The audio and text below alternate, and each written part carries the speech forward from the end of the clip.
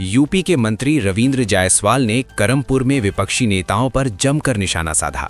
उन्होंने ममता बनर्जी पर जनता को गुमराह करने का आरोप लगाते हुए कहा कि उन्होंने खुद गुपचुप तरीके से फॉर्म भरा, जबकि जनता को भड़काया।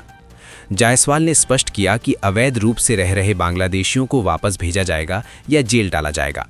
वहीं अखिलेश यादव पर हमला बोलते हुए उन्होंने कहा कि सपा मुखिया के उकसावे पर एक वर्ग विशेष मतदान जिहाद कर रहा है और कई जगहों पर फर्जी नाम से वोट डालने की कोशिश में है।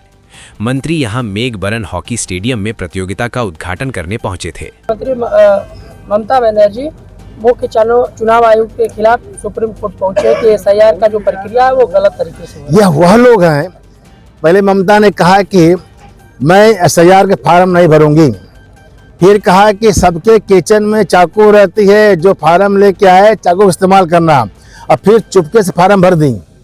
यानी गुमराह कर रही है समाज के लोगों को, और गुमराह करने के बाद खुद फार्म भर दी। Point number 1।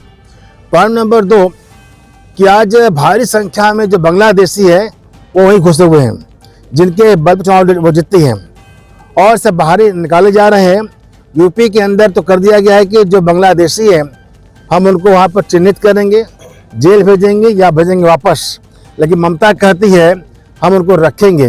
ये सारी बयान देशद्रोही वाली है।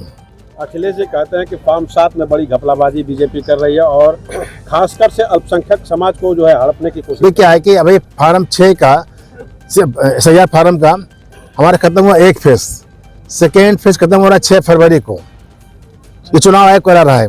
चुनाव आयोग कह रहा है कि जिसका नाम कटा है वो चिन्हित करे।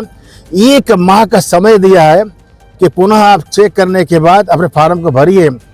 नाम कट गया तो अगर नाम में कुछ बदलाव करना है तो साथ भरवाइए। वो कह रहा है कि अगर माना कि भाजपा के लोग, सपा के लोग, कांग्रेस लोगों ने अगर डबल नाम करा दिए हैं तो उस नाम को भी आप कटवा सकते हैं फार्म 7 भर करके। अगर आपका नाम गाजीपुर में है, जौनपुर में है, बनारस भी है, लेकिन कौन से एक ही जगह, तो आप फार्म 8 भरिए। तो ये कही रहा है 6 फरवरी के लास्ट के बाद फिर मौका मिला 1 महीने का। लेकिन आप मेरी बात सुनिए, मेरे बनारस से घटना है।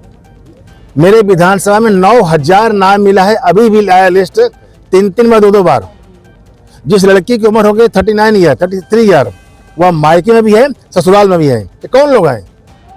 ये कौन लोग हैं? इनकी इच्छा क्या है? ये चाहते क्या है? लड़कियां ब्याहने के बाद अगर उनका नाम मायके में भी है, ससुराल में भी है, निकाह के बाद, तो नाम क्यों आपका है मायके में? ये एक तरह से मैं कह सकता हूं कि अखिलेश यादव के उकसाने पर एक वर्ग विशेष के लोग राष्ट्र और संघ के खिलाफ जिहाद कर रहे हैं मतदान करने के लिए, और 2-4 जगह नाम रखे हुए हैं। बस हो गया ना।